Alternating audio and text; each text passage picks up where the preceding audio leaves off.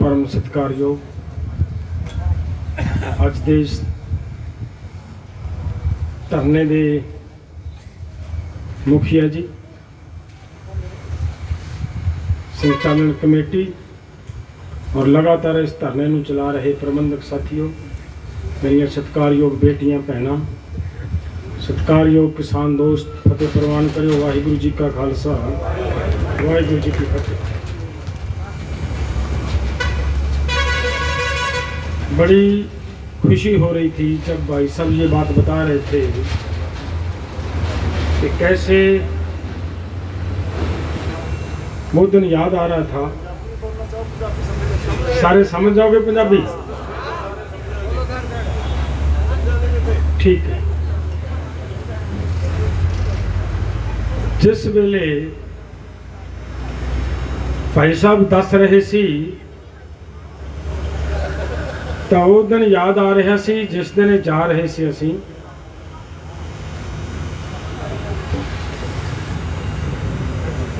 जिस वेले शुरुआत हुई है असी इधर नूं चले हैं।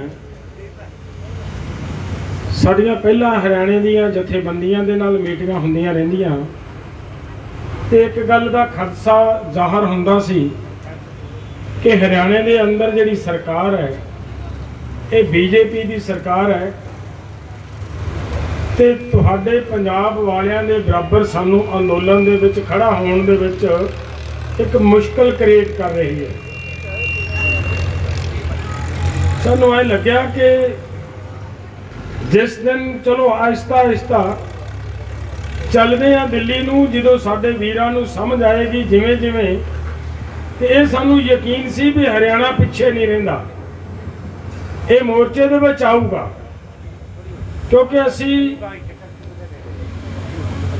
ठीक है सरकारां दी भेट चढ़ गए हाँ, आपां राजनीति की भेट चढ़े हैं,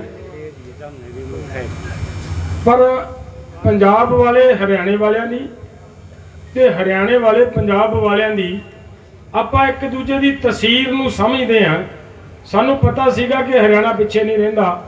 जिस वेले मोर्चा गड्ढ के लग गया तो हरियाणा 100% साडे मोर्चे दे विच आऊगा। पर हरियाणे ने कमाल करती, जदों असी तुरे हैं सरकार ने साडे मूहरे खाइयां पट्टणियां शुरू कीतियां ते हरियाणे के नौजवानों ने वो खाइयां पूरन का काम नाल दी नाल ही शुरू करता।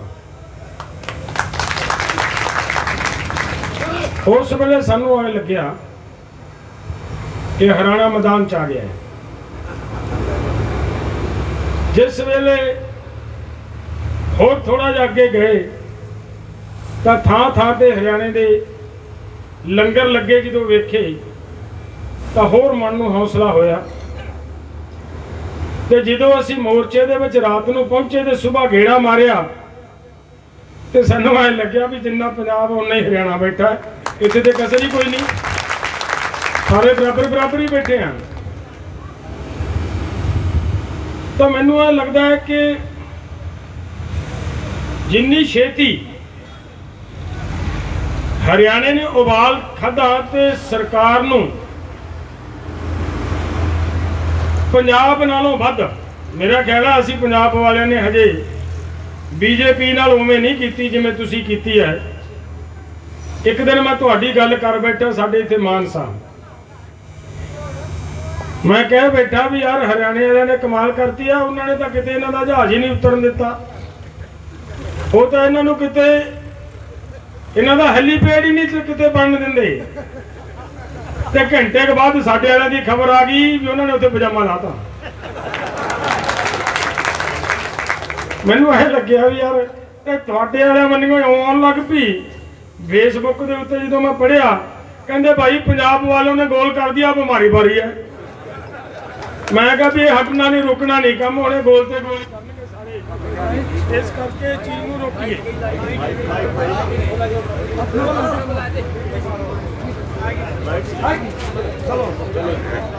तो मेरे दोस्तों, ये सच है कि जिस तरह हरियाणे ने कहा कि पंजाब साडा बड़ा भाई है, ਅਸੀਂ ਛੋਟੇ ਭਰਾ ਹਾਂ, ਸੱਚਮੁੱਚ ਛੋਟੇ ਭਰਾ ਦੀ ਡਿਊਟੀ ਨਿਭਾਈ ਹੈ।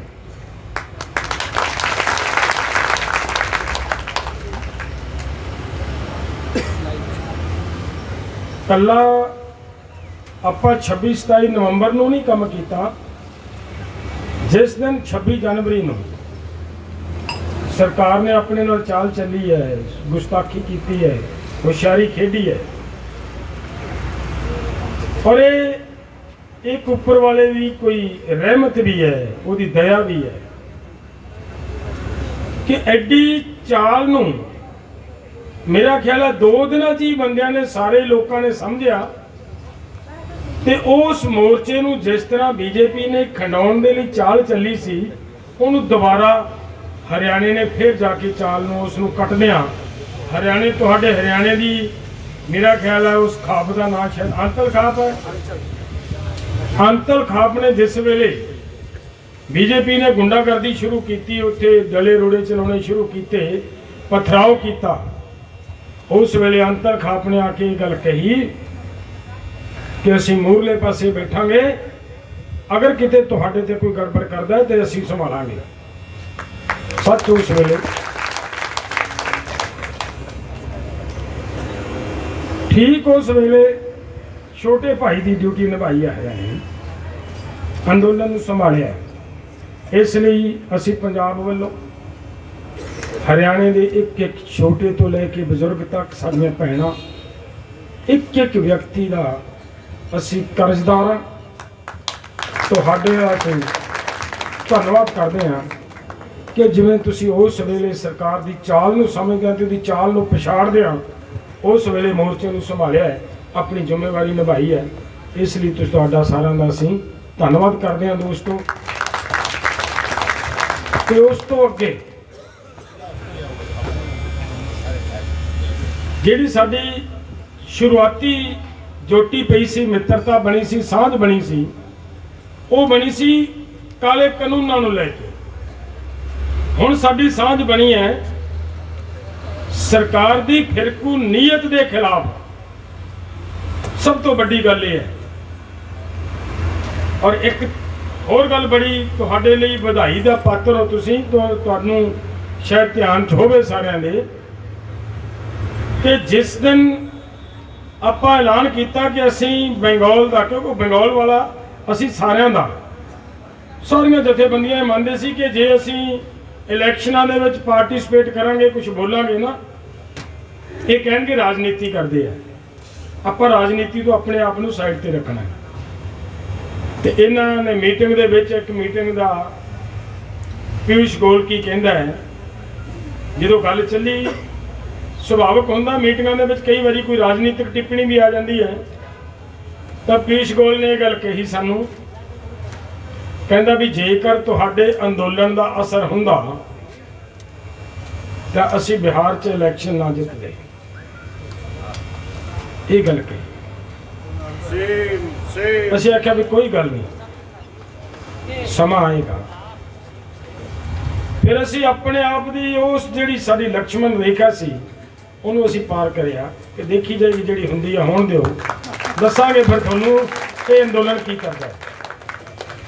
ਤਾਂ ਜਦੋਂ ਉਹਨੂੰ ਪਾਰ ਕਰਨਾ ਪਿਆ, ਆਪਾਂ ਬੰਗਾਲ ਦੇ ਵਿੱਚ ਗਏ ਤਾਂ ਟਵਿੱਟਰ ਦੇ ਉੱਤੇ ਮਮਤਾ ਬੈਨਰਜੀ ਕਹਿੰਦੀ ਹੈ ਕਿ ਇਹ ਜਿਹੜੀ ਜਿੱਤ ਹੈ ਇਹ ਮੇਰੀ ਨਹੀਂ, ਮੇਰੀ ਪਾਰਟੀ ਦੀ ਨਹੀਂ, ਇਹ ਦਿੱਲੀ ਦੇ ਵਿੱਚ ਬੈਠੇ ਕਿਸਾਨਾਂ ਦੇ ਅੰਦੋਲਨ ਦੀ ਹੈ। ਇਹ ਕਿਹਾ ਹੈ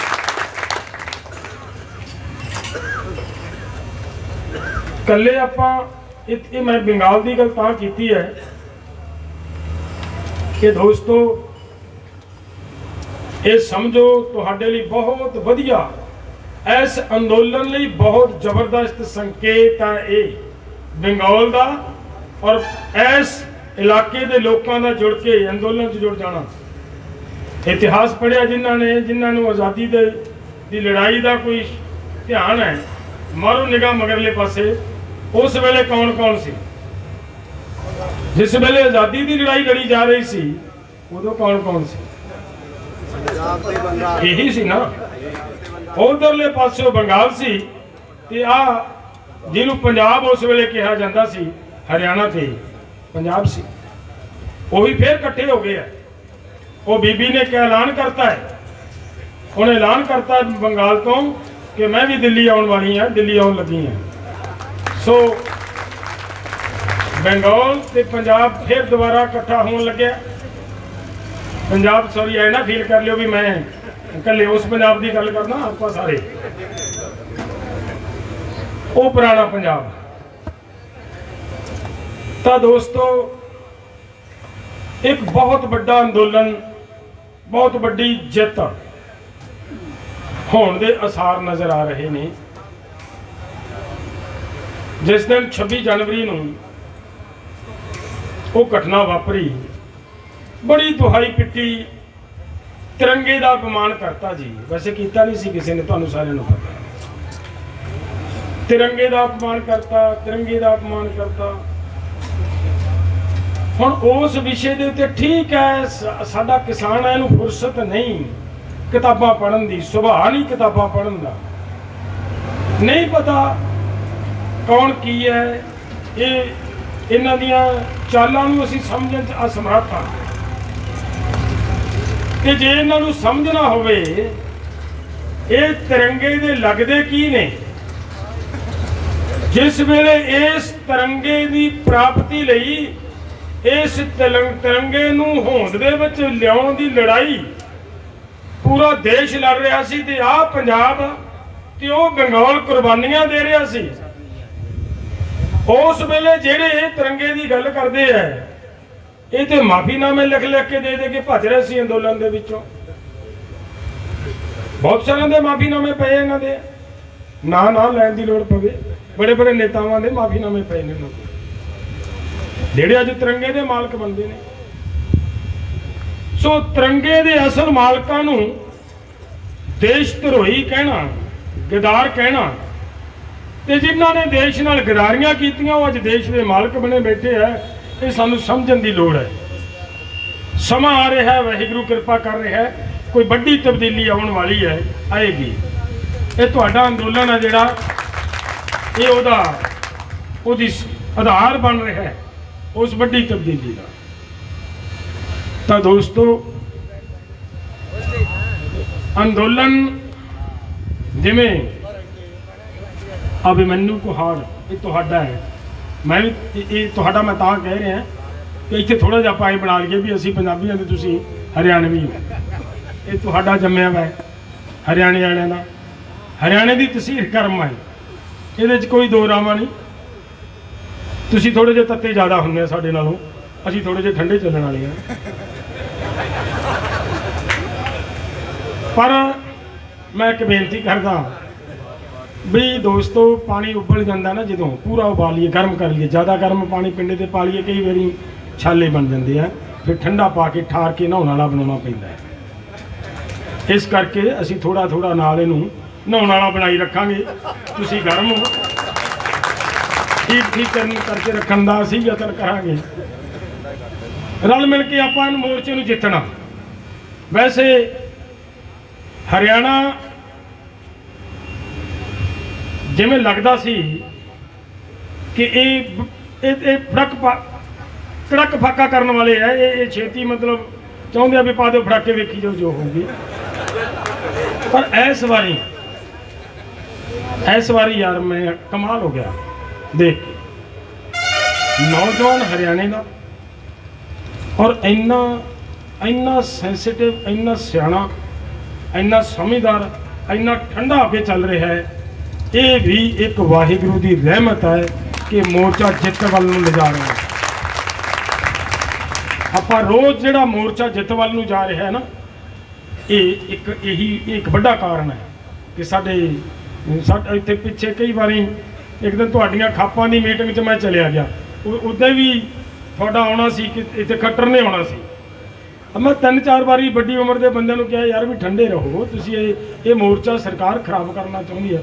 ਉਹ ਕਹਿੰਦੇ, ਉਹ ਸਾਡੀ ਗੱਲ ਤਾਂ ਸੁਣਨਾ ਵੀ ਹਾਂ ਜੀ ਠੀਕ ਆ, ਠੰਡੇ ਰਹਿਣਾ ਚਾਹੀਦਾ ਹੈ। ਜਦੋਂ ਅਸੀਂ ਪਾਸੇ ਹੋ ਜਾਣ ਫਿਰ ਆਖਣ ਆਪਾਂ ਪਿੱਛੇ ਨੇੜਨਾ, ਉੱਤਰ ਨਹੀਂ ਦੇਣਾ। ਉਹਨਾਂ ਦੇ ਮਨ ਦੇ ਵਿੱਚ ਸਾਥੋਂ ਜਦੋਂ ਸਾਈਡ ਤੇ ਹੋ ਜਾਣ ਉਦੋਂ ਇਹ ਗੱਲ ਆਖਣ ਵੀ ਭਾਵੇਂ ਮੋਰਚੇ ਵਾਲੇ ਕੁਛ ਮਰਜ਼ੀ ਕਹੀ ਜਾਣ, ਆਪਾਂ ਉਤਰਨਾ ਧਰਨੇ ਦੇਣਾ ਉਹਨੂੰ। ਉੱਥੇ ਗੱਲ ਉੱਥੇ ਹੀ ਖੜੀ ਉਹਨਾਂ ਦੀ। ਬਜ਼ੁਰਗ ਗਰਮ ਸੁਖਵੀਰ किसान मजदूर मास्टर शक्ति एकता जिंदाबाद जिंदाबाद जिंदाबाद संयुक्त मोर्चा जिंदाबाद जिंदाबाद जिंदाबाद। ਤਾਂ ਮੇਰਾ ਗੱਲ ਕਰਨ ਦਾ ਮਤਲਬ ਇਹ ਸੀ ਕਿ ਸਿਆਣੀ ਉਮਰ ਵਾਲੇ ਸਾਰੇ ਗਰਮ ਲੱਗਣ ਮੈਨੂੰ, ਤੇ ਜਿਹੜੇ ਨੌਜਵਾਨ ਹੈ ਉਹ ਥੋੜੇ ਠੰਡੇ ਚੱਲਣ। ਤਾਂ ਇਹਦਾ ਮਤਲਬ ਕੀ ਲੱਗਿਆ ਮੈਨੂੰ, ਮੈਂ ਸਮਝੀ ਜਿਹੜੀ ਗੱਲ ਕਿ ਤੁਸੀਂ ਹਰਿਆਣੇ ਦੇ ਜਿਹੜੇ ਸਾਡੇ ਨੌਜਵਾਨ ਹੈ ਇਹ ਸਾਡੇ ਨਾਲੋਂ ਪੜ੍ਹੇ ਲਿਖੇ ਜ਼ਿਆਦਾ ਹੋ ਗਏ, ਸਿਆਣੇ ਹੋ ਗਏ ਹੈ, ਬਹੁਤ ਪੜ੍ਹੇ ਲਿਖੇ ਨੇ ਬੱਚੇ, ਪੜ੍ਹ ਕੇ ਸਮਝ ਆ ਗਈ, ਗਿਆਨ ਆ ਗਿਆ ਕਿ ਦੇਖੋ ਇੱਕ ਗੱਲ ਹੁੰਦੀ ਹੈ। ਮੈਂ ਤੁਹਾਨੂੰ ਆਪਦੀ ਜ਼ਿੰਦਗੀ ਦੇ ਤਜਰਬੇ ਦੀਆਂ ਦੋ ਕੁ ਗੱਲਾਂ ਸਾਂਝੀਆਂ ਕਰੂੰਗਾ। ਦੇਖੋ ਦੋਸਤੋ, ਵੀ ਇਹ ਤਾਂ ਯਕੀਨ ਹੋਊਗਾ ਨਾ ਸਾਰਿਆਂ ਨੂੰ ਵੀ ਪਹਿਲਾਂ ਮੈਂ ਵੀ ਨਿੱਕਾ ਸੀਗਾ, ਐਡਾ ਬੁੜਾ ਤਾਂ ਮੈਂ ਜੰਮੇ ਹੀ ਨਹੀਂ ਹੋਊਗਾ ਨਾ। ਪਹਿਲਾਂ ਛੋਟਾ ਹੋਊਗਾ, ਫਿਰ ਵੱਡਾ ਹੋਇਆ, ਫਿਰ ਜਵਾਨ ਵੀ ਹੋਇਆ। ਤਾਂ ਮੈਂ ਜਿਹੜੀ ਗੱਲ ਕਰਦਾ ਸੀ ਕਿ ਸਕੂਲ ਕਾਲਜਾਂ ਦੇ ਵਿੱਚ ਪੜ੍ਹਦਿਆਂ ਤੋਂ ਜਥੇਬੰਦੀਆਂ ਦੇ ਵਿੱਚ ਕੰਮ ਕਰਦੇ ਇੱਥੇ ਪਹੁੰਚੇ ਆਪਾਂ, ਕਾਫੀ ਕੁਝ ਸਿੱਖਿਆ ਹੈ। ਇੱਕ ਗੱਲ ਜਿਹੜੀ ਸਾਡੀ ਸਮਝ ਕੰਮ ਕਰਦੀ ਹੈ ਉਹ ਜ਼ਰੂਰ ਸਾਰੇ ਆਪਾਂ ਵਿਚਾਰੀਏ ਉਸ ਗੱਲ ਤੇ।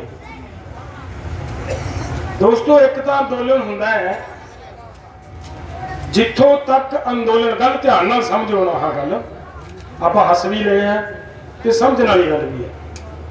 ਜਿੰਨਾ ਚਿਰ ਅੰਦੋਲਨ ਸਾਹਮਣੇ ਵਾਲੇ ਦਾ ਪੋਲੀਟੀਕਲੀ ਨੁਕਸਾਨ ਨਹੀਂ ਕਰਦਾ, ਉਹਨਾਂ ਚਿਰ ਅੰਦੋਲਨ ਕਿਸੇ ਲਈ ਵੀ ਖਤਰਨਾਕ ਨਹੀਂ ਹੁੰਦਾ। ਜਦੋਂ ਅੰਦੋਲਨ ਸਾਹਮਣੇ ਵਾਲੇ ਦਾ ਪੋਲੀਟੀਕਲ ਨੁਕਸਾਨ ਕਰਨ ਲੱਗ ਜੇ, ਉਦੋਂ ਅੰਦੋਲਨ ਦੋਹਾਂ ਧਿਰਾਂ ਲਈ ਖਤਰਨਾਕ ਹੋ ਜਾਂਦਾ ਹੈ। ਇਹ ਸਮਝਣ ਵਾਲੀ ਗੱਲ ਹੈ। ਮੈਂ ਆਪਦੀ ਜ਼ਿੰਦਗੀ 'ਚ ਜੋ ਕੁਝ ਸਿੱਖਿਆ ਮੈਂ ਤੁਹਾਨੂੰ ਉਹ ਸਾਂਝਾ ਕਰਨਾ। ਆਪਣਾ ਜਿਹੜਾ ਇਹ ਅੰਦੋਲਨ ਹੈ ਇਸ ਵੇਲੇ ਇੰਨਾ ਉੱਚਾ ਚਲਿਆ ਗਿਆ ਕਿ ਅੱਜ ਇਹ ਬੀਜੇਪੀ ਦਾ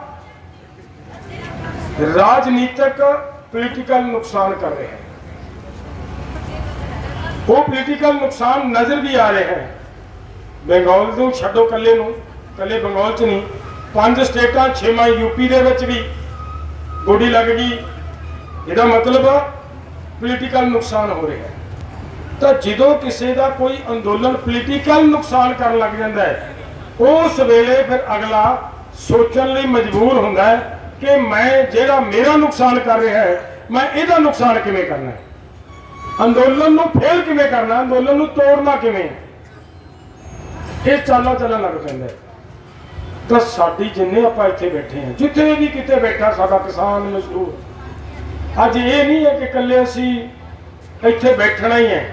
ਅੱਜ ਇੱਕ ਗੱਲ ਨੂੰ ਧਿਆਨ 'ਚ ਲੈਣ ਦੀ ਲੋੜ ਹੈ ਕਿ ਕਿਸੇ ਵੀ ਤਰੀਕੇ ਦੇ ਨਾਲ ਬੀਜੇਪੀ ਜਾਂ ਉਹਨਾਂ ਦੇ ਕੋਈ ਸਮਰਥਕ ਸਾਡੇ ਅੰਦੋਲਨ ਦਾ ਕਿਸੇ ਤਰ੍ਹਾਂ ਦਾ ਨੁਕਸਾਨ ਨਾ ਕਰ ਸਕਣ। ਇਹ ਸਾਡੀ ਸਾਰਿਆਂ ਦੀ ਜ਼ਿੰਮੇਵਾਰੀ ਬਣਦੀ ਹੈ, ਕਿਉਂਕਿ ਅਸੀਂ ਜਿਹੜਾ ਨੁਕਸਾਨ ਹੋ ਰਿਹਾ ਅਸੀਂ ਜਾਣਬੁੱਝ ਕੇ ਨਹੀਂ ਆਪਾਂ ਕਰ ਰਹੇ, ਉਹਨਾਂ ਦੀ ਕਰਤੂਤ ਕਰਵਾ ਰਹੀ ਹੈ। ਜੇ ਨਾ ਕਹਿੰਦੇ ਸਾਨੂੰ ਵੀ ਦੱਸੋ ਤੁਸੀਂ ਬਿਹਾਰ 'ਚੋਂ ਅਸੀਂ ਕਿਵੇਂ ਜਿੱਤ ਗਏ, ਤੇ ਸ਼ਾਇਦ ਅਸੀਂ ਬੰਗਾਲ 'ਚ ਬਣਾ ਜਾਂਦੇ। ਤੇ ਜਦੋਂ ਅਸੀਂ ਵੇਖ ਲਿਆ ਵੀ ਸਾਡੀ ਗੱਲ ਮੰਨ ਰਹੇ ਨੇ ਕਿਸਾਨ, ਪਬਲਿਕ ਸਾਡੀ ਗੱਲ ਸੁਣ ਰਹੀ ਹੈ, ਤੇ ਹੁਣ ਫਿਰ ਅਸੀਂ ਕਸਰ ਤੇ ਨਹੀਂ ਛੱਡਾਂਗੇ, ਗਾਂ ਵੀ ਚੱਲਾਂਗੇ। ਜਦੋਂ ਕੋਈ ਆਉਣ ਵਾਲੀ ਹੈ ਯੂਪੀ 'ਚ ਵੀ ਚੱਲਾਂਗੇ, ਉੱਥੇ ਵੀ ਇਹਨਾਂ ਨੂੰ ਸਬਕ ਸਿਖਾਵਾਂਗੇ।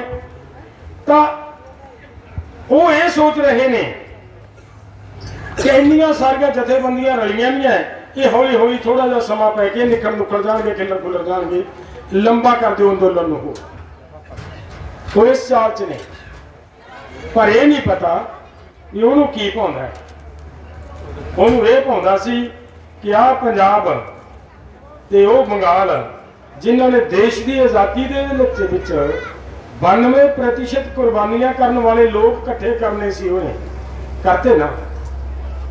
ਉਹ ਲੋਕ ਇਕੱਠੇ ਕਰਤੇ ਤੇ ਰਹਿੰਦੀ ਕਸਰ ਹੁਣ ਅੱਗੇ ਜਦੋਂ ਤੁਰਾਂਗੇ ਤੇ ਇਹਨਾਂ ਦਾ ਗ੍ਰਾਫ ਆਪਾਂ ਰੋਜ਼ ਦੇਖ ਰਹੇ ਹਾਂ ਹੌਲੀ ਹੌਲੀ ਥੱਲੇ ਜਾ ਰਿਹਾ ਹੈ ਤੇ ਤੁਹਾਡਾ ਅੰਦੋਲਨਕਾਰੀਆਂ ਦਾ ਗ੍ਰਾਫ ਹੌਲੀ ਹੌਲੀ ਅਪ ਹੋ ਰਿਹਾ ਹੈ। ਹੁਣ ਇਹ ਜਿਨ੍ਹਾਂ ਦਾ ਗ੍ਰਾਫ ਥੱਲੇ ਨੂੰ ਜਾ ਰਿਹਾ ਹੈ ਉਹਨਾਂ ਤੁਹਾਡਾ ਉੱਪਰ ਨੂੰ ਉੱਠ ਰਿਹਾ ਹੈ। ਕੋਸ਼ਿਸ਼ ਤਾਂ ਅਗਲਿਆਂ ਦੀ ਹੈ ਵੀ ਇਸ ਗ੍ਰਾਫ ਨੂੰ ਕਿਵੇਂ ਰੋਕਿਆ ਜਾਏ, ਇਹਨੂੰ ਅਪ ਕਿਵੇਂ ਕੀਤਾ ਜਾਏ, ਇਹਨੂੰ ਰੋਕਿਆ ਕਿਵੇਂ ਜਾ ਸਕਦਾ ਹੈ। ਸੋ ਇਸ ਗੱਲ ਨੂੰ ਧਿਆਨ 'ਚ ਰੱਖਦੇ ਆ। ਮੈਂ ਇਹ ਗੱਲਾਂ ਤੁਹਾਡੇ ਨਾਲ ਦੋ ਚਾਰ ਤਾਂ ਸਾਂਝੀਆਂ ਕੀਤੀਆਂ ਮੇਰੇ ਦੋਸਤੋ। ਕਈ ਵਾਰੀ ਜਦੋਂ ਅੰਦੋਲਨ ਲੰਬਾ ਹੋ ਜਾਂਦਾ ਹੈ, ਅੰਦੋਲਨਕਾਰੀ ਜਿਹੜੀ ਲੜਾਈ ਲੜਨ ਵਾਲੇ ਸਾਡੇ ਵੀਰ ਹੁੰਦੇ ਨੇ, ਮੋਰਚਿਆਂ 'ਚ ਬੈਠੇ ਹੁੰਦੇ ਨੇ, ਸਾਡੀਆਂ ਬੀਬੀਆਂ ਬੈਠੀਆਂ, ਕਈ ਵਾਰੀ ਥੱਕ ਜੇ ਜਾਂਦੇ ਆ ਵੀ ਕੁਝ ਹੋ ਤਾਂ ਰਿਹਾ ਨਹੀਂ। ਇਹ ਹੁਣ ਤਾਂ ਲੱਗ ਗਿਆ ਨਾ ਵੀ ਕੀ ਹੋ ਰਿਹਾ ਹੈ, ਕਿਉਂਕਿ ਸਾਰਿਆਂ ਨੂੰ ਸਮਝ ਆ ਗਈ ਨਾ।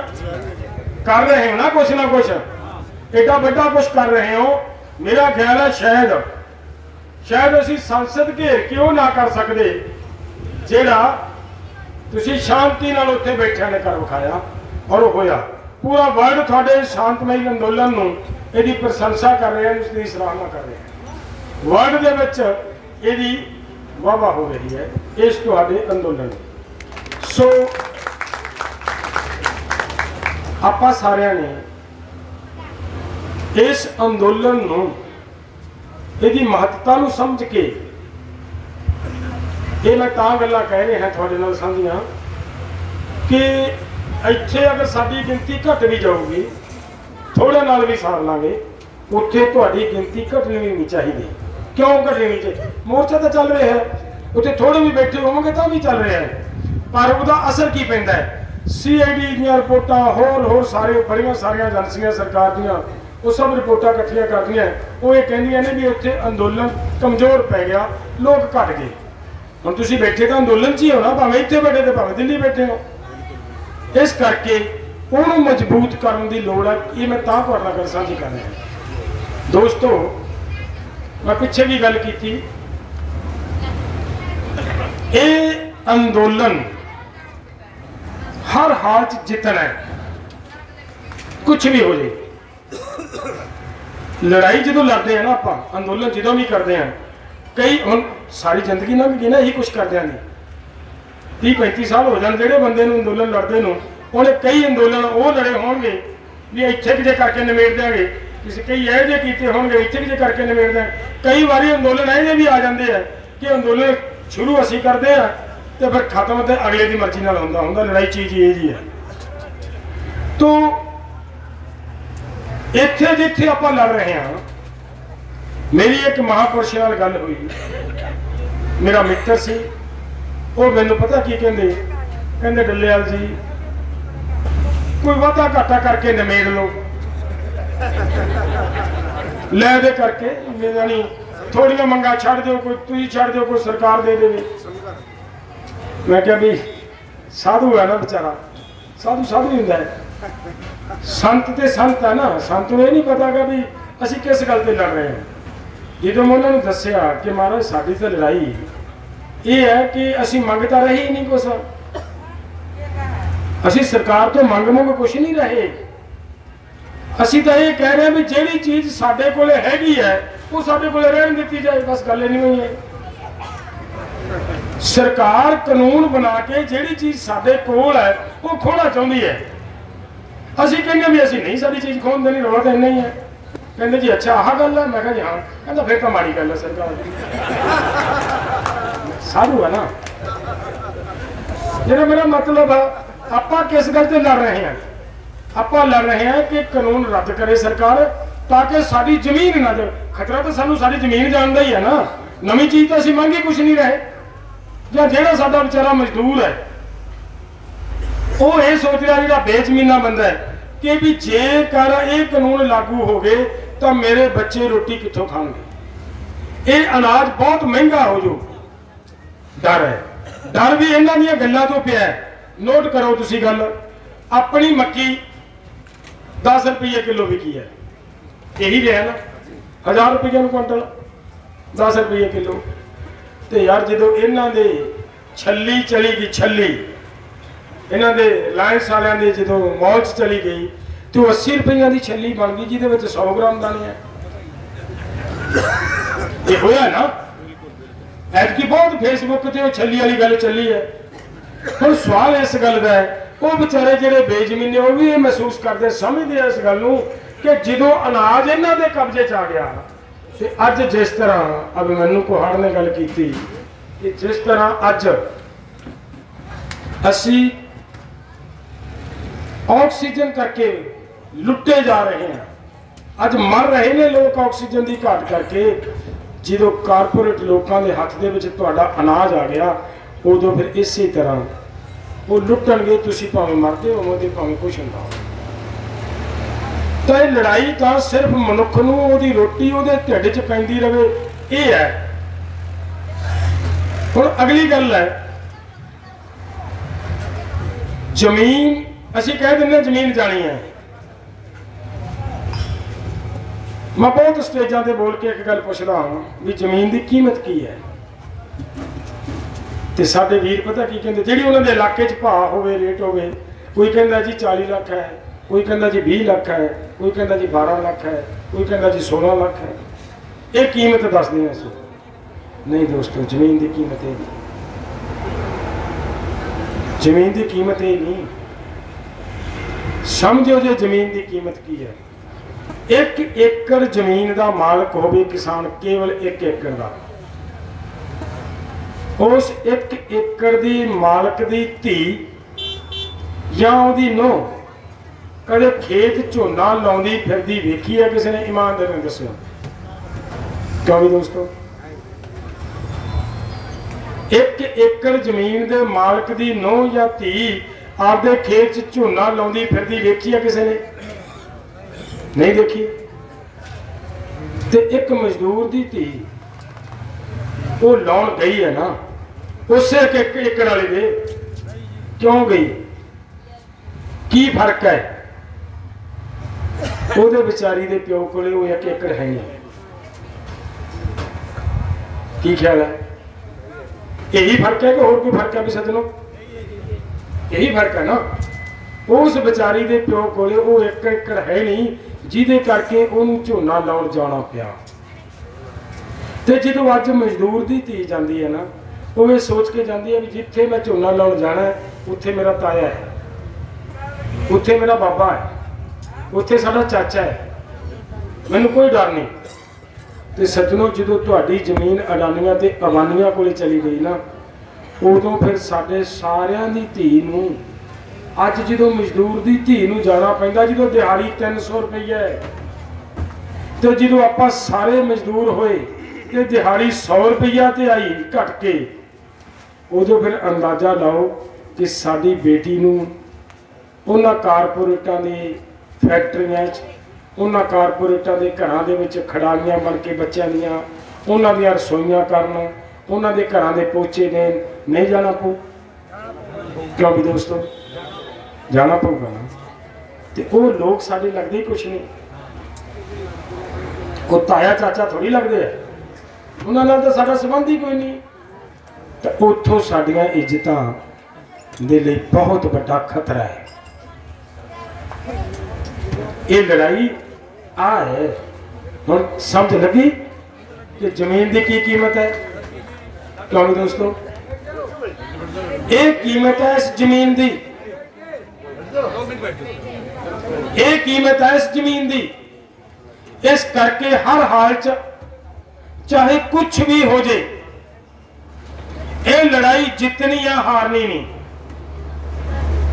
ਕੁਝ ਹੋ ਜੇ, ਮਰਨਾ ਪੈ ਜੇ ਭਾਵੇਂ, ਅਸੀਂ ਪਿੱਛੇ ਨਹੀਂ ਹਟਣਾ।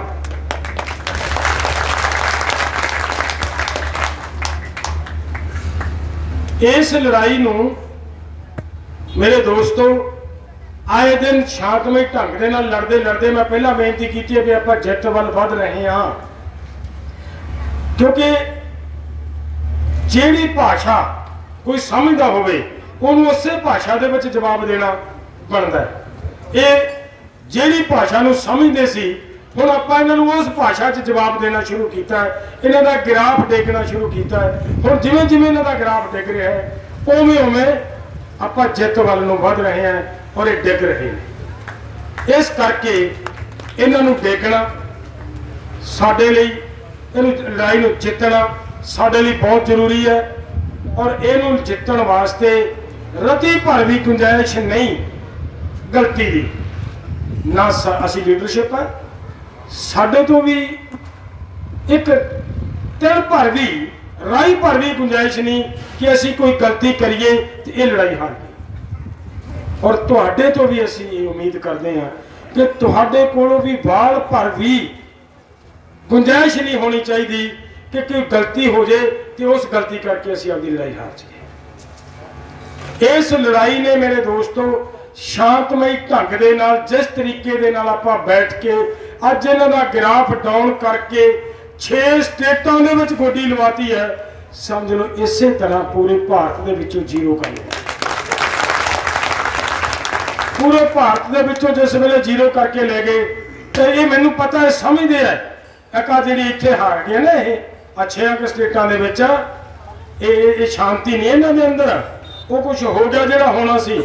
ਸਾਡਾ ਆਉਣ ਵਾਲੇ ਦਿਨਾਂ ਦੇ ਵਿੱਚ ਜਦੋਂ ਐਲਾਨ ਆਇਆ ਕਿ ਅਸੀਂ ਜਾਵਾਂਗੇ ਤੁਹਾਡੇ ਯੂਪੀ 'ਚ ਵੀ, ਤੇ ਉਸੇ ਵੇਲੇ ਪੈਰਾਂ ਹੇਠਾਂ ਅੱਗ ਮੱਚ ਗਈ ਕਿ ਯੂਪੀ ਨੂੰ ਵੀ ਆਂਦੇ ਜਾਵਾਂਗੇ।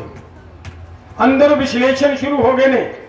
ਇਹ ਜਿਹੜੇ ਵਿਸ਼ਲੇਸ਼ਣ ਹੈ, ਇਹ ਵਿਸ਼ਲੇਸ਼ਣ ਫਿਰ ਮਜਬੂਰ ਕਰਨਗੇ ਕਿ ਇਹਨਾਂ ਦੀ ਮੰਗ ਮੰਨੋ ਤੇ ਇਹਨਾਂ ਨੂੰ ਉਠਾਓ, ਨਹੀਂ ਤਾਂ ਸਿਆਪਾ ਪਊਗਾ ਜਾਵਾਂਗੇ। ਸੋ ਇਸ ਕਰਕੇ ਦੋਸਤੋ ਇਹ ਲੜਾਈ ਸ਼ਾਂਤੀ ਨਾਲ ਜਿੱਤੀ ਜਾਣੀ ਹੈ। ਮੈਂ ਫਿਰ ਬੇਨਤੀ ਕਰਾਂ ਕਿ ਉਮੀਦ ਤੋਂ ਵੱਧ ਸ਼ਾਂਤੀ ਰੱਖਣ ਦੇ ਵਿੱਚ ਤੁਸੀਂ ਪਾਰਟਿਸਿਪੇਟ ਕੀਤਾ, ਤੁਸੀਂ ਯੋਗਦਾਨ ਦਿੱਤਾ ਹੈ। ਹਰ ਥਾਂ ਤੇ ਮੈਂ ਹਰਿਆਣੇ ਦੀ ਬਾਰ-ਬਾਰ ਮੈਂ ਕੋਈ ਤੁਹਾਡੇ ਮੂੰਹ ਤੇ ਖੜ ਕੇ ਵਡਿਆਈ ਨਹੀਂ ਕਰ ਰਿਹਾ, ਸੱਚਾਈ ਹੈ, ਇਹ ਬਣਦੀ ਹੈ ਗੱਲ ਕਹਿਣੀ ਕਿ ਜਿਸ ਤਰ੍ਹਾਂ ਜਿੰਨੇ ਗੁੱਸੇ ਨਾਲ ਲੜਨ ਵਾਲੇ ਸੀ ਉਹ ਗੁੱਸਾ ਵੀ ਛੱਡ ਕੇ ਆਰਾਮ ਨਾਲ ਲੜ ਰਹੇ ਹੋ। ਜਿੰਨੀ ਵੱਡੀ ਸੰਖਿਆ ਤੁਹਾਡੇ ਜਾਣ ਦੀ ਲੋੜ ਸੀ ਤੁਸੀਂ ਉਹਨੇ ਜਾ ਰਹੇ ਹੋ, ਉਹ ਤੋਂ ਵੱਧ ਜਾ ਰਹੇ ਹੋ। ਹਰਿਆਣੇ ਦਾ ਕਲਚਰ ਲੰਗਰ ਲਾਉਣਾ ਨਹੀਂ ਸੀ ਤੇ ਉਹ ਵੀ ਤੁਸੀਂ ਲਾਤੇ ਯਾਰ।